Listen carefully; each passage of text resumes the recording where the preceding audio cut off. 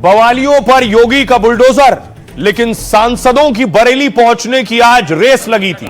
Samajwadi party के सांसद आज बरेली जाने पर अड़े हुए थे। तस्वीरें आप देख रहे हैं। मोहिबुल्ला जो सांसद हैं समाजवादी पार्टी के, हरेंद्र मलिक और इकरा हसन, ये सब जिद थी कि बरेली जाना है, लेकिन उससे पहले पुलिस ने उन्हें रोक लिया रास्ते में ही।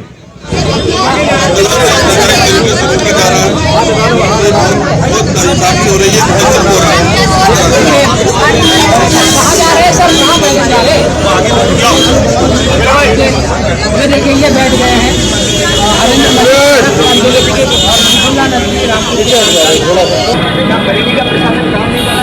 पुलिस बहुत देर तक समझाती रही कि माहौल ठीक नहीं है, हालात तनावपूर्ण है, अभी सांसदों को नहीं जाने दिया जा सकता। सांसद मीडिया कैमरों के सामने बोलते रहे और इस बात पर अड़े थे कि बरेली जाना है, बरेली से रिपोर्ट लेकर अखिलेश यादव को देनी।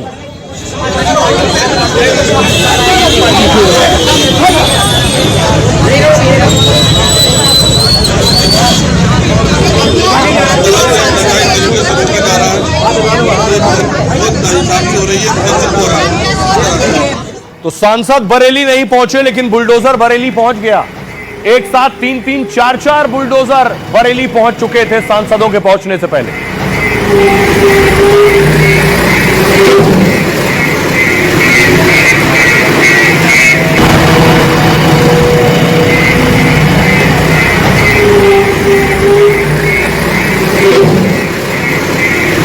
आज बरेली में बुलडोजर की बड़ी कार्रवाई होनी थी, इसलिए एक के बाद एक कई बुलडोजर बरेली पहुंचे, बरेली की सड़क पर नजर आए।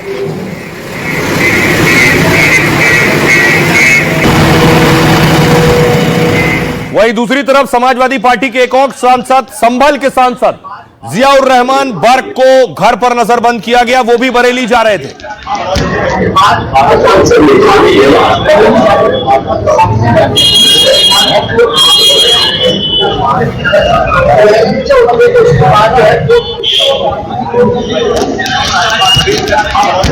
संभल के सांसद जियाउर रहमान बर्क को पुलिस समझाती रही, कहती रही कि अभी सियासतदानों का बरेली जाना ठीक नहीं है, हालात खराब हो सकते हैं।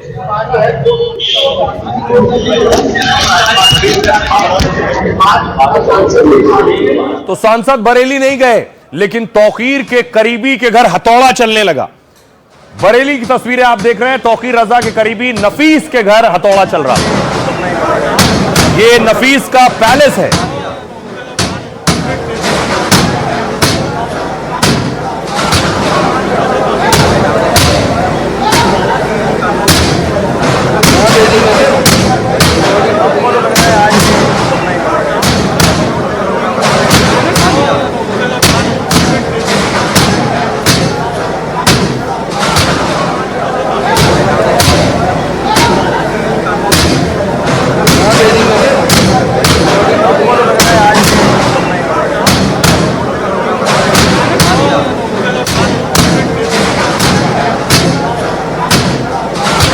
दूसरी तरफ समाजवादी पार्टी के विधानसभा में नेता प्रतिपक्ष माता प्रसाद पांडे भी जाने की जिद पर अड़े थे कि बरेली जाना है। उन्हें हाउस अरेस्ट कर लिया गया, घर पर नजरबंद किया गया।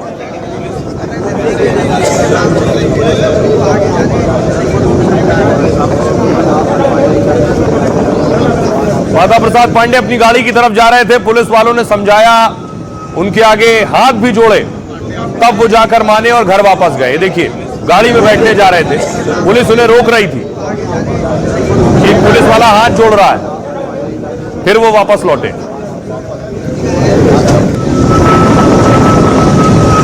सांसदों को पता था कि बरेली में कुछ बड़ा होने वाला है और बरेली में बुलडोजर पहुंच चुका था और बुलडोजर चलने लगा तौकीर के सबसे करीबी नफीस के पैलेस पर।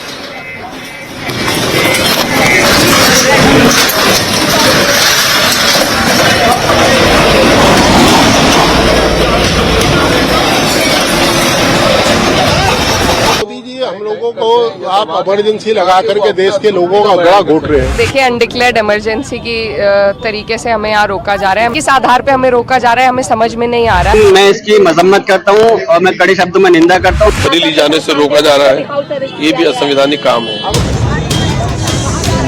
बरेली में बवाल क्या हुआ? विपक्ष में मुस्लिम हितैषी दिखने की होड़ लग गई और नेताओं में बरेली जाने की दौड़ लग गई। कांग्रेस हो या समाजवादी पार्टी, कोई पीछे नहीं रहना चाहता। मुद्दा मुसलमानों का है तो अखिलेश की पार्टी तो बिल्कुल भी रिस्क लेना नहीं चाहती, इसलिए एड़ी चोटी का जोर लगा रही है। एक तो नहीं, नेताओं की पूरी फौज को उतार दिया। जनपद में आना चाहते हैं तो पहले जब वो अपनी अनुमति प्राप्त करेंगे और अनुमति मिलने के पश्चात ही हम चाहेंगे कि वो लोग जनपद में आए, क्योंकि वहाँ पे संवेदनशीलता के मद्देनजर ये जरूरी है। अखिलेश के नेताओं में बरेली जाने की जिद क्या इसलिए है कि कैसे भी करके मुसलमानों को नाराज नहीं होने देना है? शायद इसलिए तो कांग्रेस ने इमरान मसूद और दानिश अली को भेजा, तो उधर अगले ही दिन चंद्रशेखर रावण जाने पर अड़ गए, तो आज समाजवादी पार्टी ने भी इकरा हसन, बर्क और मोहिबुल्ला समेत कई नेताओं को कूच करा दिया, मगर बरेली बवाल पर सियासत का रास्ता मंजिल तक न पहुंचा। बरेली में अमन सुकून है, शांति है, ये लोग अशांति फैलाएंगे। ये चाहते हैं कि जिस तरीके से बरेली को दोबारा संभल बनाना चाहते हैं, मगर हम बरेली को संभल नहीं बनने देंगे। तो मौलाना शहाबुद्दीन कह रहे हैं कि सांसद चले जाते तो वहां माहौल और खराब हो जाता, लेकिन तैयारी क्या थी, क्यों जाना चाहते थे? सपा के करीब 14 नेता बरेली जाने वाले थे। इनमें सपा के 5 सांसद, 2 विधायक भी शामिल थे, जो बरेली में बवाल के बाद पीड़ितों के पास जा रहे थे। लेकिन योगी की पुलिस ने इन नेताओं को जाने नहीं दिया। कई नेताओं को रोक लिया तो कुछ को नजरबंद कर लिया। सांसद हरेंद्र मलिक, इकरा हसन, मोहिबुल्ला को रोका गया। सपा के तीनों सांसद दिल्ली से बरेली के लिए निकले। यूपी पुलिस ने गाजियाबाद बॉर्डर पर इन नेताओं को रोक लिया। पुलिस से बहस करने के बाद सांसद डिवाइडर पर बैठ गए। सांसद आधे घंटे तक अड़े रहे, लेकिन पुलिस ने उन्हें जाने नहीं दिया। लखनऊ में नेता प्रतिपक्ष माता प्रसाद को हाउस अरेस्ट किया गया और संभल सांसद जियाउर रहमान बर्क जब बरेली के लिए निकले, तभी इंस्पेक्टर राजीव कुमार मलिक उनके सामने खड़े हो गए। ऐसे ही घेराबंदी बरेली में भी कई नेताओं की गई। योगी की पुलिस सुबह से ही इन नेताओं के घर पहुंच गई थी। सपा के नेताओं को घर से बाहर जाने पर पाबंदी थी, मगर सपा के एक सांसद ने पुलिस को चकमा दे दिया। प्रतिनिधिमंडल में आंवला से सांसद नीरज मौर्य भी थे। वो पुलिस को चकमा देकर बरेली पहुंच गए, लेकिन पकड़ लिए गए। बरेली सर्किट हाउस से सपा सांसद हिरासत में ले लिए गए। सपा नेताओं ने इसे अघोषित इमरजेंसी बताया है। हालांकि पुलिस नहीं चाहती कि बरेली में फिर से माहौल खराब हो, क्योंकि सपा नेताओं के जाने से गुस्सा भड़क सकता है। इससे पहले चंद्रशेखर और कांग्रेस नेता भी रोके गए थे। वो तस्वीरें मैं आपको दिखाऊं, जब कांग्रेस के नेता इससे पहले बरेली जाने वाले थे। वो तस्वीर देखिए। इमरान मसूद को उनके घर पर नजरबंद किया गया था। पुलिस पहुंच गई थी तड़के ही और घर से उन्हें आगे निकलने नहीं दिया गया। इमरान मसूद के अलावा देखिए, कांग्रेस के नेता दानिश अली भी जाना चाहते थे। दानिश अली को भी जाने नहीं दिया गया, पुलिस ने रोक लिया।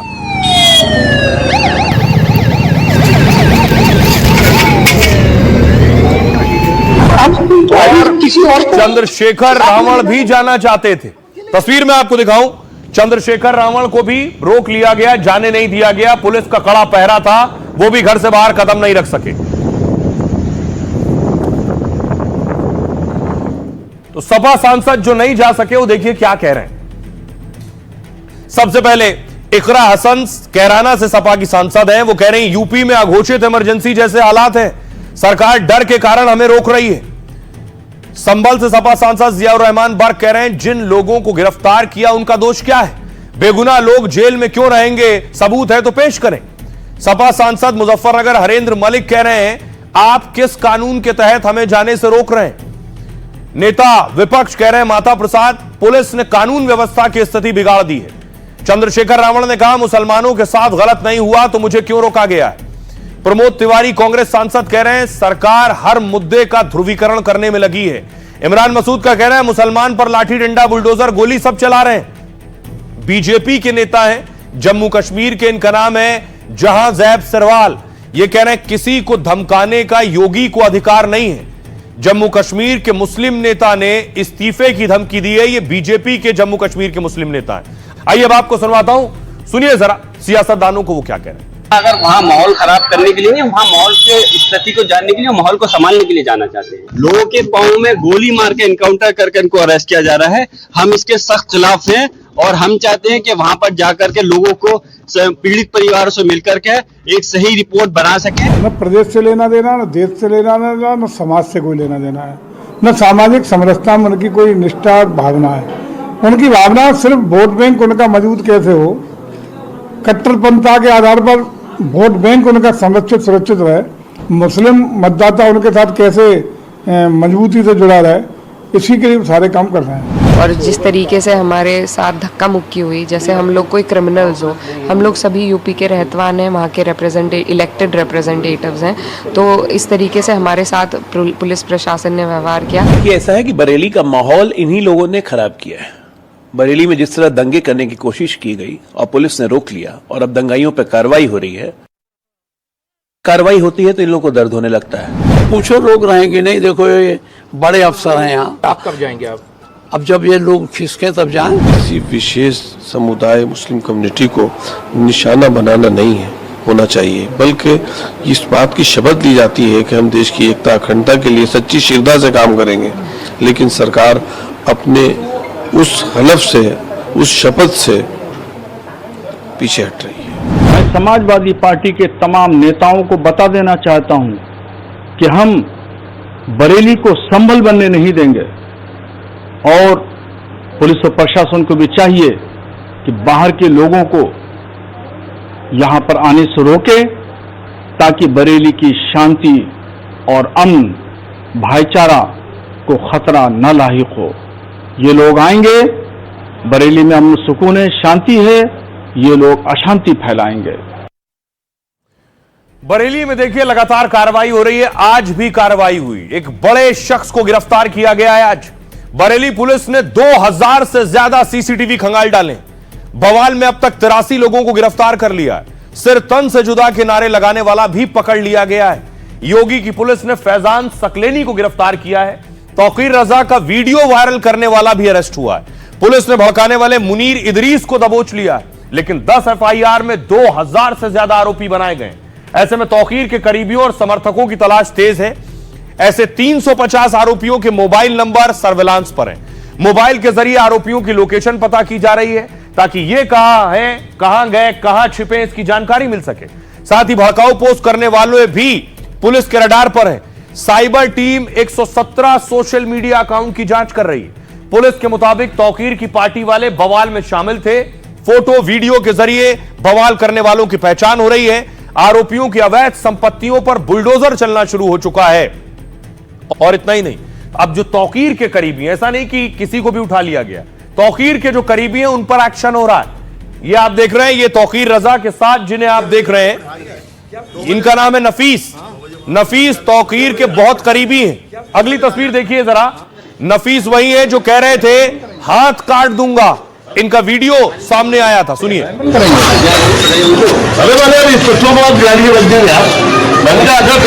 काट लूंगा, हाथ काट लूंगा, हाथ काट लूंगा, मस्जिद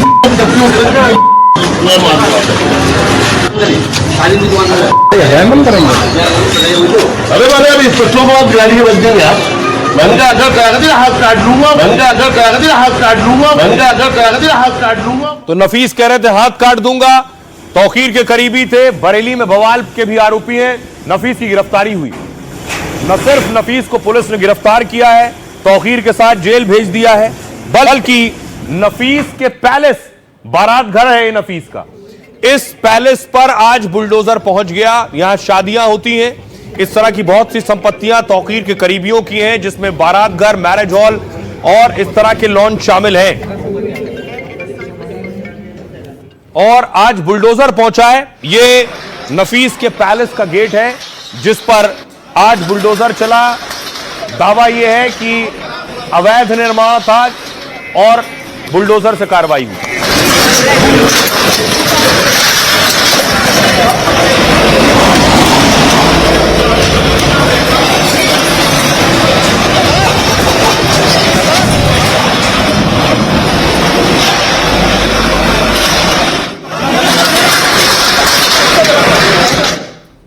और नफीस पर आखिर क्यों बुलडोजर चला आपको बताऊं और कैसे एक्शन हुआ। ये बरेली में आज 2 जगहों पर बुलडोजर गरजा है।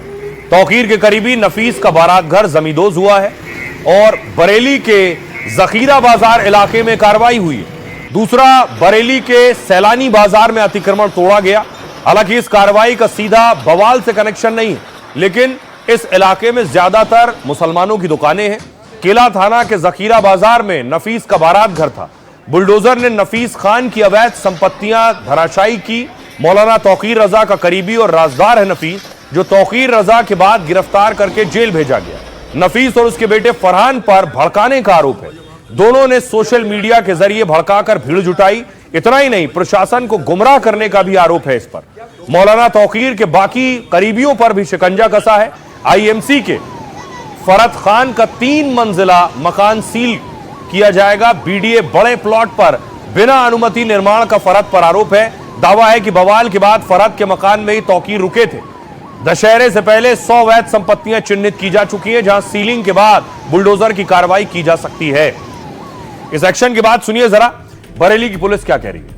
जो कार्रवाई है ये टोटली इंडिपेंडेंट है और समय समय पर जो अलग अलग एजेंसीज हैं, अलग अलग डिपार्टमेंट्स हैं, उनके द्वारा कार्रवाइयाँ की जाती हैं और जहाँ जहाँ भी पुलिस की आवश्यकता होती है तो बताया जाता है, पुलिस फोर्स मौके पर मौजूद रहती है। हाँ, ये बताया गया है कि एक व्यक्ति जिसका नाम डॉक्टर नफीस खान है, ये प्रॉपर्टी उसकी है और जैसा कि हमें सूचित हुआ था और इसमें पुलिस बल यहाँ पर मौजूद है सुरक्षा दृष्टि से।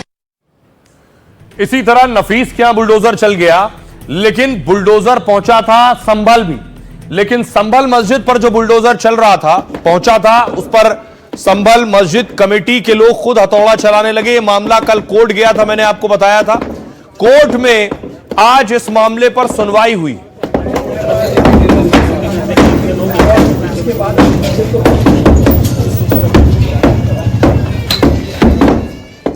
आज भी हथौड़ा चल रहा था।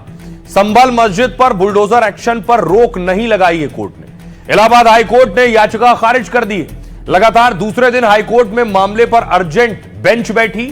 छुट्टी के बावजूद ध्वस्तीकरण पर रोक वाली याचिका पर सुनवाई हुई। याचिकाकर्ता को ट्रायल कोर्ट में अपील करने का निर्देश दिया गया है। मुस्लिम पक्ष के वकील ने सुप्रीम कोर्ट की टिप्पणी का हवाला दिया है, जिसमें कोर्ट ने ध्वस्तीकरण को अंतिम विकल्प माना था।